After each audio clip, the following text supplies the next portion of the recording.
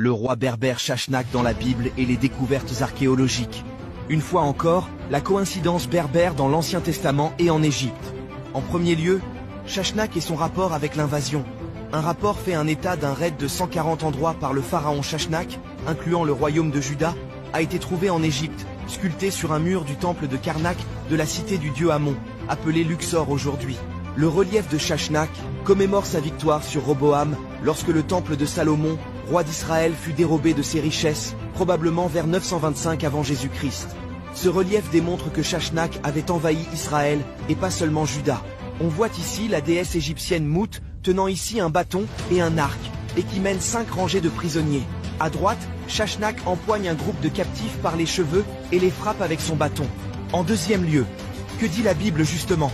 Le pharaon Shashnak d'Égypte avait envahi Juda durant la 5e année du règne du roi Roboam, fils de Salomon. Et voici ce que citent les anciens écrits de la Bible en 2 Chroniques, chapitre 12, versets 2 à 3.